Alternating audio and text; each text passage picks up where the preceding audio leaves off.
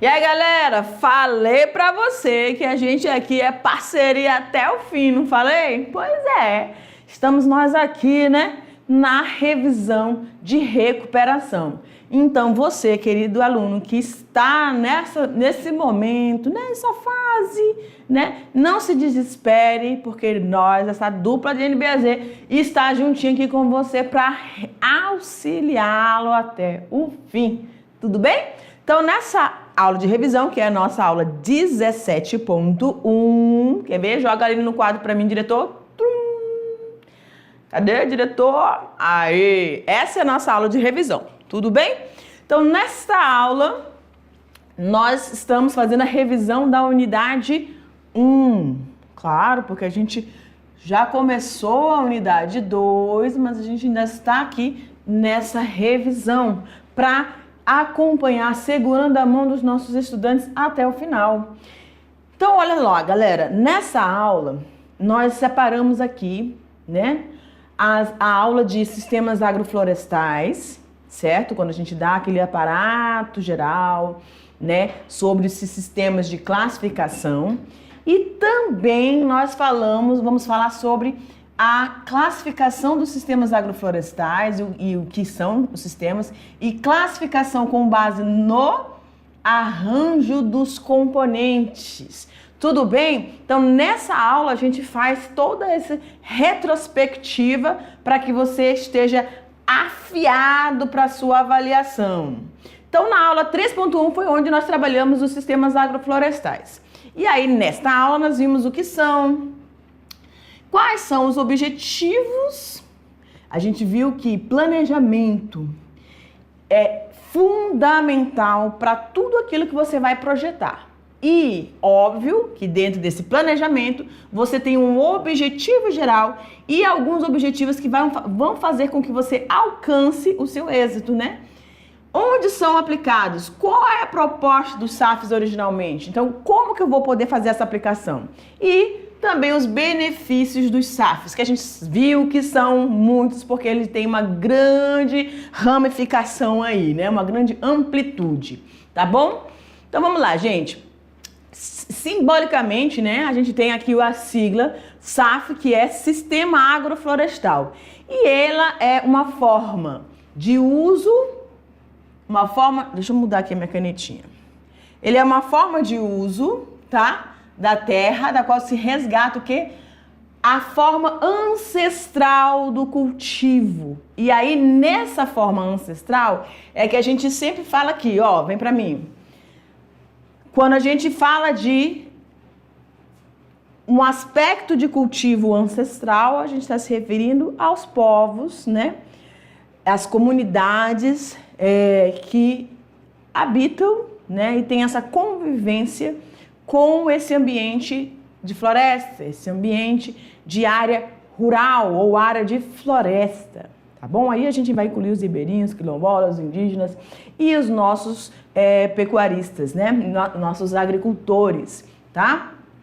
Que vem ao longo dos anos desenvolvendo essa proximidade da natureza, mas também, né, salvaguardando a questão do aspecto ambiental, porque ele tem consciência, né, de que ele precisa da terra, ele precisa desses recursos para a sua manutenção da sua atividade que ele está desenvolvendo. No caso, a agricultura. Ele está cultivando algo sobre esse solo. E esse solo precisa ter uma qualidade, precisa ter uma manutenção, né? Para que eu consiga ajustar isso e saciar a minha necessidade, no caso de alimentação. Tá bom? Então, pode abrir de novo, diretor. E aí, nos SAFs, a gente já viu que a gente combina espécies tanto arbóreas quanto frutíferas, né? Ou madeireiras. Também o cultivo de espécies agrícolas e os animais. Então, conceitualmente, SAFs são esses sistemas agroflorestais, onde você vai ter essas 3 oportunidades de associação. Lembrando que essas associações, cada uma delas vai trazer um grau de complexidade, tá bom? Devido às suas interações. Mas quando a gente fala desses sistemas, a gente tem que ter objetivos muito claros. Na vida, né? A gente tem que ter objetivos muito claros. Formar, então, sistemas produtivos ecológicos mais sustentáveis. Eu tenho que ter produção? Sim. Produtividade equiparada lá tradicional? Não. Né? Porque aqui a velocidade, a gente vai respeitando o ritmo que você tem lá no ambiente de floresta. Né? Não é tão acentuado quanto você tiver ali na agricultura tradicional, que você tem uma demanda, um fluxo muito grande, né? Mas alinhado também a esses sistemas produtivos, lógico, com aspectos sustentáveis. E também de menor, ou se você puder não usar, mas algumas vezes você pode vir a recorrer insumos, mas o mínimo possível, nesses insumos externos. Diminuir os riscos de mercado para o agricultor é também um objetivo, por meio de uma maior variedade. Risco para o agricultor quer dizer que quando na agricultura tradicional eu tinha ali a monocultura, então deixa eu vir para cá. Eu tinha a única espécie. E aí o que acontece? Um único cultivo. Se desse algum problema, um problema de intempério natural, né? Ou uma praga, enfim, eu perdesse. A gente falou sobre isso. Existem cálculos para você fazer essa medição de perdas. Isso tem que estar dentro do seu planejamento. Mas se acontecer uma catástrofe de você perder tudo, quando você tem só uma monocultura, você vai realmente ficar numa situação muito precária. Com a proposta dos SAFs, você tem uma diversidade ou uma variedade de produtos que podem ser oriundos que não são seu carro-chefe. Ah, não, meu carro-chefe aqui é café. Ah, não, meu carro-chefe aqui dentro do meu SAF é laranja, né, os citros. Não, meu carro-chefe aqui é, sei lá, se você tivesse um sistema de classificação aí, agro silvopastoril, aí você vai ter as criações também, então pode ser o seu carro-chefe. Porém, você tem outros recursos que você também pode explorar no caso de alguma baixa da produção disso que seria seu carro-chefe, tá bom? E também alinhando essas espécies aí de valor econômico e também de fácil comercialização. Você sempre tem que pensar, né, quando você está planejando aí, dentro dos seus objetivos, as espécies, tanto de flora quanto de fauna, elas precisam estar alinhadas ali. O que você tem de demanda dentro próximo à sua localidade. Para que quando necessitar, você tenha, não só para a subsistência da família ou da comunidade, mas também para atender as demais, se caso acontecer algum prejuízo aí na sua produção agrícola, tá bom? Pode abrir.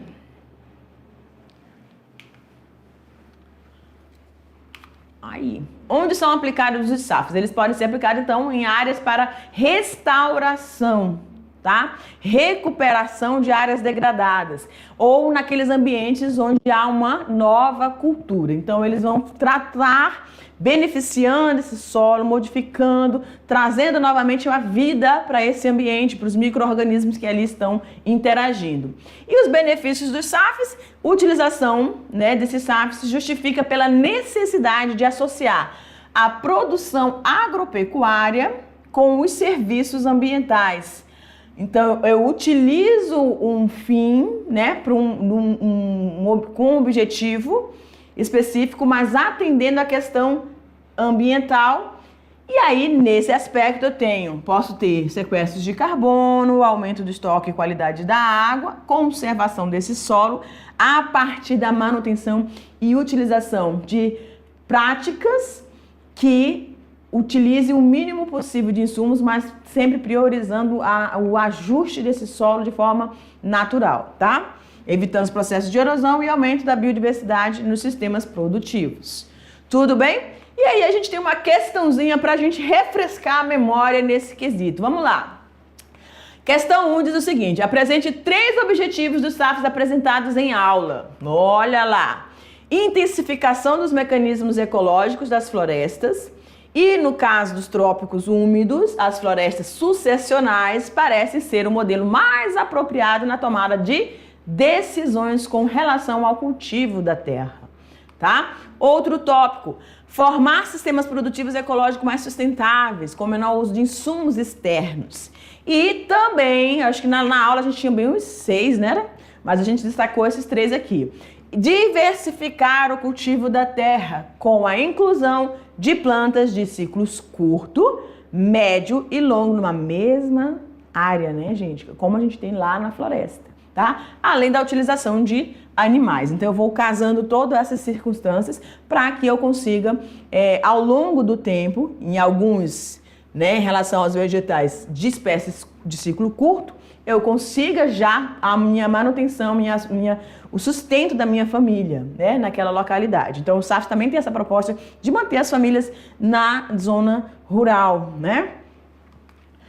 A aula 4, classificação dos sistemas agroflorestais. Então, aqui a gente tem 3 aspectos principais nessa aula, que são os aspectos ecológicos, funcionais e econômicos. Quando a gente fala desses aspectos ecológicos, nós estamos falando de identificar, né, os pontos importantes dessa sua propriedade. Então, o que eu tenho que considerar de relevante na minha propriedade, na escolha, se caso eu ainda estou nessa seleção dessa área? A localização dessa área, espaço geográfico, a situação topográfica, vai influenciar? Vai, professora, porque em algumas culturas, né, eu vou ter espécies ali, espécies agrícolas que algumas elas gostam, outras vão ter que ajustar esse solo, elas respeitam uma certa declividade, isso vai depender muito da espécie que você vai estar colocando ali. Então, há também alguns solos que podem encharcar devido a essa declividade, então tem que estar tudo bem estudado para que você faça aí o mínimo de correção, mas utilize de forma adequada. E a complexidade biológica, né? Você, como a gente falou aqui, você vai ter vários indivíduos, tanto da fauna quanto da flora, e não esquecendo dos micro-organismos, dos visitantes que visitam, né, que passeiam por essa área, utilizando como abrigo, utilizando como área de alimentação, utilizando como área de reprodução, certo? Então, há, sim, vários aspectos envolvidos aí. E nos aspectos funcionais, a gente tem aí 2 classificações que são os SAFs de produção e os SAFs de proteção. Em relação à produção, são aqueles que têm a função de produzir alimentos, tá? Lembra lá aquela questão da...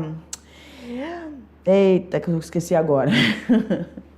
Já a gente vai lembrar. Na questão da alimentação, da nutrição, de obter segurança alimentar. Ok. Segurança alimentar. Então, pode ser que o seu SAF tenha esse objetivo. E os de proteção são aqueles que são específicos. Eu vou implementar esse SAF nessa área porque eu quero recuperar uma área onde o manancial foi prejudicado e ele pode sumir. E aí eu venho com os SAFs ali, com as espécies florestais, as espécies que vão auxiliar a desenvolvimento e recuperação desse solo, tá bom?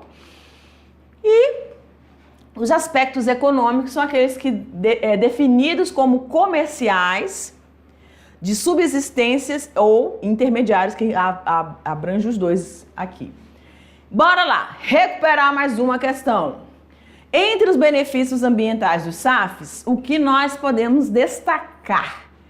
O melhor controle da temperatura nesse espaço, tanto para a pessoa que está trabalhando nessa área, a umidade relativa do ar devido à distribuição, né, da estrutura da parte aérea, da parte intermediária e da vegetação mais rasteira, né, vamos dizer assim. E a umidade do solo, tá bom? Devido às várias espécies com raízes ou sistema radicular diferentes, com profundidades diferentes e também diâmetros diferentes. Ok? Vamos para mais uma aula. Aula 5.1, classificação com base no arranjo dos componentes. Nessa aula a gente falou muito, priorizou aqui como que eu faço essa distribuição, como que eu faço essa observação. Lembra que eu tenho que avaliar lá o espaço geográfico e a topografia do local é muito importante. Então, quando eu penso nisso, quando eu já selecionei essa área e eu verifiquei essas diversas ondulações no meu terreno, declives no meu terreno, aí assim eu consigo pensar nessa distribuição, espaço e no tempo, porque a gente vai ter dentro do SAF espécies de ciclo curto, médio e longo prazo, tá bom? E aí, quando a gente fala nisso, a gente vai lembrar muito daquilo que a gente aprendeu lá no sistema tradicional, na agricultura tradicional. Quer dizer que eu tenho que deletar tudo? Claro que não, eu vou ajustando, tá bom? Por quê? Deixa eu vir aqui de novo. Ah, não dá. Pronto. Quando eu ajusto o meu sistema SAFs para distribuir essas espécies, eu vou ter aí alinhamentos, né? E esses alinhamentos, eles são importantes para que eu consiga colocar ou distribuir o máximo de indivíduos das espécies florestais, das espécies agrícolas, certo? Dentro só do grupo das agrícolas, eu tenho uma variedade muito grande de porte dessas vegetais. E dentro da arbórea também. E o recurso que ela pode me fornecer. Vai ser só madeira? Não, vai ser oleaginosos? Vai ser os frutos? O que vai ser, né? Então vamos lá. No espaço, considera a forma como dispostas as espécies no campo. Então elas podem ser de sistemas contínuos, zonais ou mistos. Para isso a gente também faz uso de um cálculo onde você vai medir aí a largura da copa, tá bom? Sempre alinhado aí, ó, essa largura da copa alinhado ao sistema radicular, tá? E a distância entre os renques, ou seja, aqui, ó, entre uma linha de produção e outra, tá? Multiplicado por 100, e aí você vai ter uma porcentagem dessa cobertura de copa de cada uma das espécies arbóreas, tá bom?